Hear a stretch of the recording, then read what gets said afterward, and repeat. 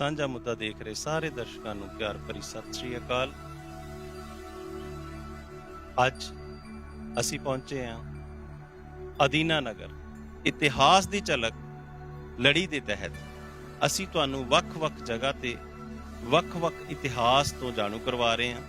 ਇਸ ਵਕਤ ਅਸੀਂ ਤੁਹਾਨੂੰ ਲੈ ਕੇ ਆਏ ਹਾਂ ਅਦੀਨਾ ਨਗਰ, ਜਿੱਥੇ ਮਹਾਰਾਜਾ ਰਣਜੀਤ ਸਿੰਘ ਜੀ ਨੇ ਗਰਮੀਆਂ ਦੇ ਲਈ ਰਾਜਧਾਨੀ ਬਣਾਈ ਹੋਈ ਸੀ।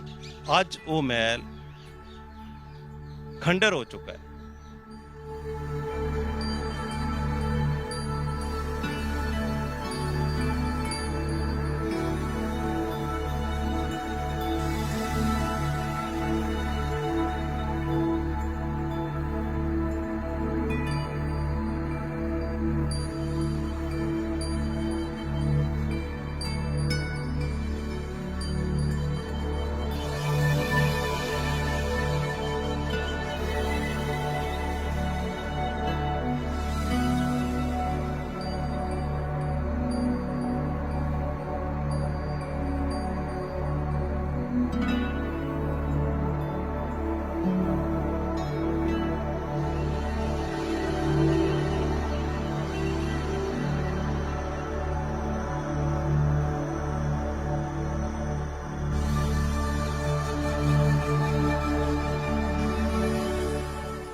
ਸ਼ੇਰੇ ਪੰਜਾਬ ਮਹਾਰਾਜਾ ਰਣਜੀਤ ਸਿੰਘ ਨੇ ਇਹ ਮਹਿਲ ਗਰਮੀਆਂ ਦੀ ਰਾਜਧਾਨੀ ਹੀ ਨਹੀਂ ਬਣਾਇਆ ਹੋਇਆ ਸੀ, ਬਲਕਿ ਸਿੱਖ ਰਾਜ ਦੇ ਬਹੁਤ ਸਾਰੇ ਅਹਿਮ ਫੈਸਲੇ ਵੀ ਇੱਥੇ ਬੈਠ ਕੇ ਲਿਆ ਕਰਦੇ ਸਨ। ਗਰਮੀਆਂ ਨੂੰ ਇਸ ਜਗ੍ਹਾ ਤੇ ਬਹੁਤ ਵੱਡਾ ਰਾਜ ਦਰਬਾਰ ਲਾਇਆ ਕਰਦੇ ਸਨ।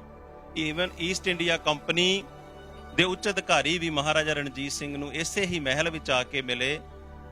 ਮਹਾਰਾਜਾ ਰਣਜੀਤ ਸਿੰਘ ਦੀ ਸ਼ਹਾਦਤ ਤੋਂ ਪਹਿਲਾਂ ਸਨ 1838 ਵਿੱਚ ਗਰਮੀਆਂ ਦੀਆਂ ਛੁੱਟੀਆਂ ਮਹਾਰਾਜਾ ਰਣਜੀਤ ਸਿੰਘ ਇਸੇ ਮਹਿਲ ਦੇ ਵਿੱਚ ਬਤੀਤ ਕਰਕੇ ਗਏ।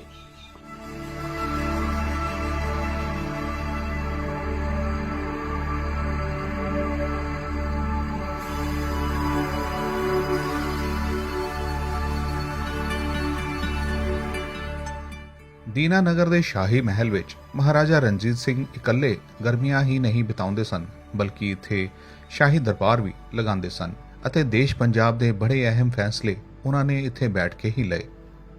ਇਸ ਤੋਂ ਇਲਾਵਾ ਈਸਟ ਇੰਡੀਆ ਕੰਪਨੀ ਦੇ ਵੱਡੇ ਅਧਿਕਾਰੀਆਂ ਨਾਲ ਵੀ ਉਹਨਾਂ ਦੀ ਇੱਥੇ ਹੀ ਮੁਲਾਕਾਤ ਹੋਈ ਸੀ, ਜਿਸ ਦਾ ਇਤਿਹਾਸ ਵਿੱਚ ਜ਼ਿਕਰ ਵੀ ਮਿਲਦਾ ਹੈ।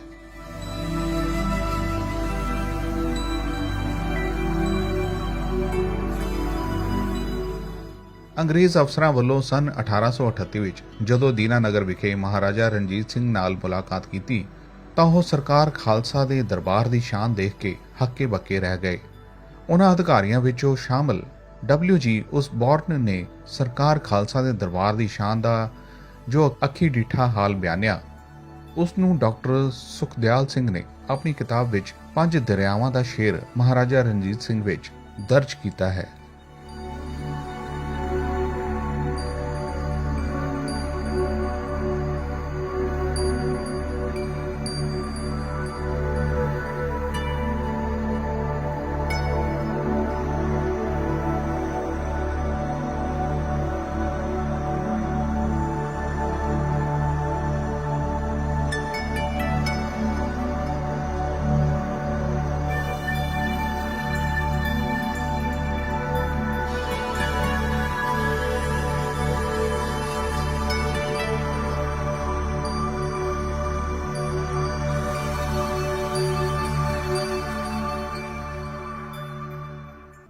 ਮਹਾਰਾਜਾ ਰਣਜੀਤ ਸਿੰਘ ਨੇ ਜਦੋਂ ਇਹ ਮਹਿਲ ਬਣਾਇਆ ਸੀ, ਉਦੋਂ ਸਿੱਖ ਰਾਜ ਜਲੌ ਤੇ ਸੀ। ਇਸ ਮਹਿਲ ਦੇ ਦੁਆਲੇ ਬਾਗਾਂ ਦੇ ਵਿੱਚ ਇੱਕ ਸ਼ਾਨ ਵੱਖਰੀ ਦਿਖਾਉਂਦਾ ਇਹ ਮਹਿਲ ਉਸ ਵੇਲੇ ਦਾ ਖਾਲਸਾ ਨਿਸ਼ਾਨ ਦਾ ਬਹੁਤ ਉੱਚਾ ਤੇ ਸੁੱਚਾ ਚਿੰਨ੍ਹ ਸੀ।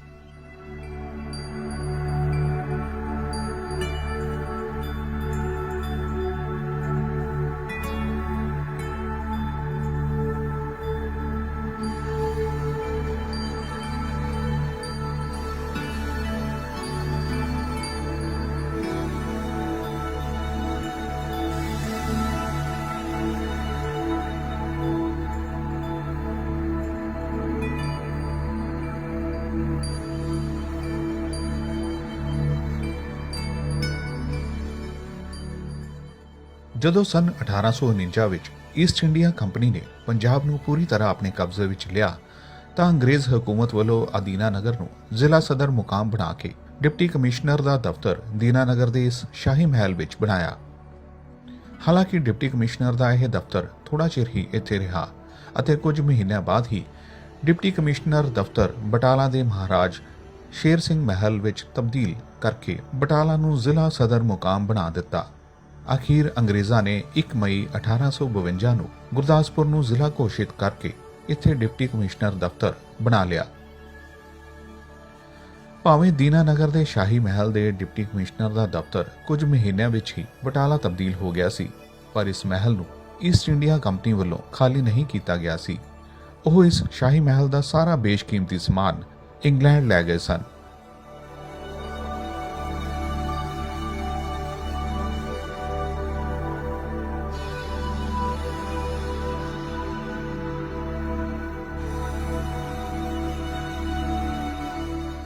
ਸਨ 1947 ਤੋਂ ਬਾਅਦ ਵੀ ਕਿਸੇ ਨੇ ਇਸ ਸ਼ਾਹੀ ਮਹਿਲ ਵੱਲ ਕੋਈ ਧਿਆਨ ਨਾ ਦਿੱਤਾ ਅਤੇ ਆਪਣਿਆਂ ਦੀ ਹੀ ਬੇਰੁਖੀ ਕਾਰਨ ਇਹ ਸ਼ਾਨਦਾਰ ਸ਼ਾਹੀ ਮਹਿਲ ਖੰਡਰ ਵਿੱਚ ਤਬਦੀਲ ਹੋ ਗਿਆ।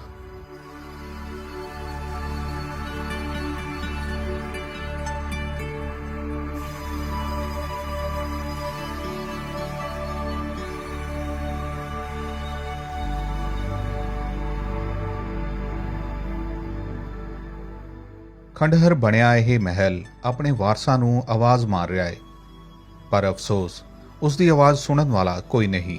ਸੰਭਾਲਣਾ ਕੀਤੇ ਜਾਣ ਸਦਕਾ ਕੁਝ ਸ਼ਰਾਰਤੀ ਲੋਕ ਸਰਕਾਰ ਖਾਲਸਾ ਦੇ ਸ਼ਾਹੀ ਮਹਿਲ ਦੀਆਂ ਛੱਤਾਂ ਹੀ ਲਾ ਕੇ ਲੈ ਗਏ ਹਨ।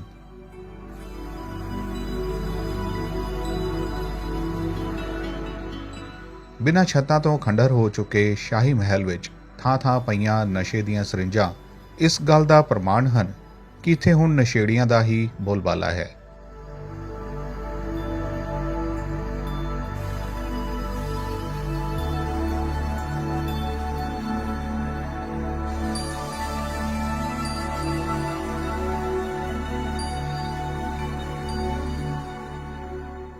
ਜਿਸ ਥੜੇ ਉੱਪਰ ਮਹਾਰਾਜਾ ਸਾਹਿਬ ਆਪਣਾ ਸ਼ਾਹੀ ਤਖਤ ਸਜਾ ਕੇ ਬੈਠਦੇ ਸਨ, ਉਹ ਥੜਾ ਭਾਵੇਂ ਅੱਜ ਵੀ ਹੈ, ਪਰ ਇੱਕ ਸਰਕਾਰ ਬਾਝੋਂ ਉਸ ਦਾ ਵੀ ਕੀ ਹਾਲ ਹੋਵੇਗਾ, ਇਸ ਦਾ ਅੰਦਾਜ਼ਾ ਸਹਿਜੇ ਹੀ ਲਗਾਇਆ ਜਾ ਸਕਦਾ ਹੈ।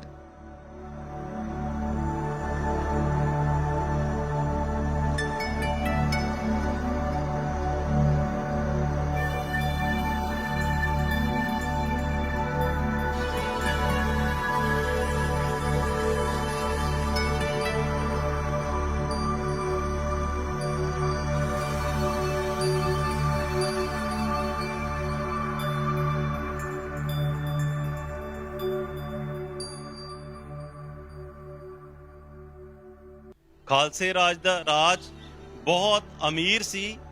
ਇਸ ਤੋਂ ਨਾਲ ਲਹਿੰਦੇ ਪਾਸੇ ਜਿੱਥੇ ਹੁਣ ਮਿਊਨਿਸਪਲ ਕਾਰਪੋਰੇਸ਼ਨ ਦਾ ਦਫ਼ਤਰ ਹੈ, ਉਸ ਜਗ੍ਹਾ ਤੇ ਮਹਾਰਾਣੀਆਂ ਦੇ ਲਈ ਮਹਿਲ ਬਣਾਇਆ ਹੋਇਆ ਸੀ।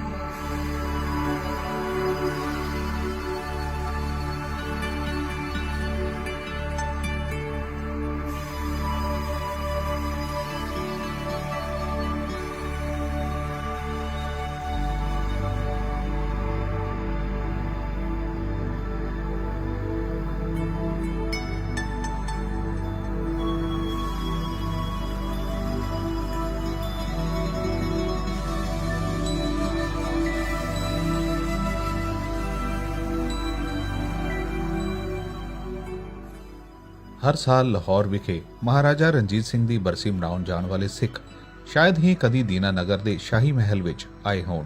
ਜੇਕਰ ਆਏ ਹੁੰਦੇ ਤਾਂ ਇਸ ਮਹਿਲ ਦੇ ਇਹ ਹਾਲਾਤ ਨਹੀਂ ਹੋਣੇ ਸਨ।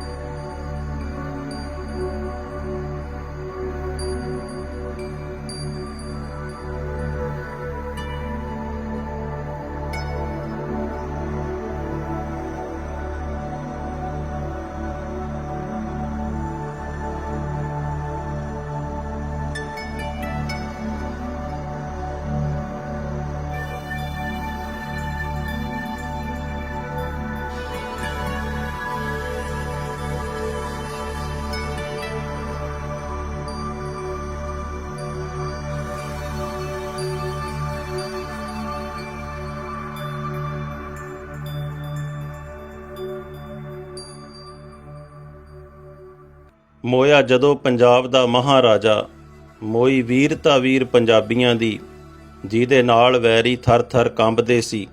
ਟੁੱਟ ਗਈ ਸ਼ਮਸ਼ੀਰ ਪੰਜਾਬੀਆਂ ਦੀ, ਉਹਦੇ ਰੰਗ ਮਹਿਲ ਵਿੱਚ ਲਹੂ ਡੁੱਲਾ। ਲਿਬੜ ਗਈ ਤਸਵੀਰ ਪੰਜਾਬੀਆਂ ਦੀ, ਤੁਰਿਆ ਸ਼ੇਰ ਤੇ ਪੈਰਾਂ ਵਿੱਚ ਫੇਰ ਪੈ ਗਈ। ਲੱਥੀ ਲੱਥੀ ਜੰਜੀਰ ਪੰਜਾਬੀਆਂ ਦੀ, ਉਹ ਕਿਹਨੂੰ ਦਸੀਏ ਕਿੱਦਾਂ ਦੁਪਹਿਰ ਵੇਲੇ ਲੁੱਟੀ ਗਈ ਅੱਜ ਹੀਰ ਪੰਜਾਬੀਆਂ ਦੀ। ਕੱਲਾ ਸ਼ੇਰ ਨਹੀਂ ਚਿਖਾ ਦੇ ਵਿੱਚ ਸੜਿਆ, ਸੜ ਗਈ ਤਕਦੀਰ ਪੰਜਾਬੀਆਂ ਦੀ। ਸ਼ੇਰੇ ਪੰਜਾਬ ਮਹਾਰਾਜਾ ਰਣਜੀਤ ਸਿੰਘ ਦੀ ਪਰਥਾਈ ਲਿਖੀਆਂ ਉਪਰੋਕਤ ਸਤਰਾਂ ਬਿਲਕੁਲ ਸੱਚ ਹਨ ਅਤੇ ਜੇਕਰ ਕਿਸੇ ਨੇ ਇਹਨਾਂ ਸਤਰਾਂ ਦਾ ਸੱਚ ਆਪਣੀ ਅੱਖੀਂ ਦੇਖਣਾ ਹੋਵੇ ਤਾਂ ਉਹ ਜ਼ਿਲ੍ਹਾ ਗੁਰਦਾਸਪੁਰ ਦੇ ਸ਼ਹਿਰ ਦੀਨਾਨਗਰ ਵਿਖੇ ਸ਼ੇਰੇ ਪੰਜਾਬ ਦੇ ਸ਼ਾਹੀ ਮਹਿਲ ਵਿਖੇ ਪਹੁੰਚ ਕੇ ਦੇਖ ਸਕਦਾ ਹੈ। ਇਹ ਸ਼ਾਹੀ ਮਹਿਲ ਨੂੰ ਦੇਖ ਕੇ ਸਹਿਜੇ ਹੀ ਮਹਿਸੂਸ ਕੀਤਾ ਜਾ ਸਕਦਾ ਹੈ ਕਿ ਸੱਚਮੁੱਚ ਕੱਲਾ ਸ਼ੇਰ ਚਿਖਾ ਦੇ ਵਿੱਚ ਨਹੀਂ ਸੜਿਆ ਸੀ, ਬਲਕਿ ਉਸ ਨਾਲ ਪੰਜਾਬੀਆਂ ਦੀ ਤਕਦੀਰ ਵੀ ਸੜ ਗਈ ਸੀ।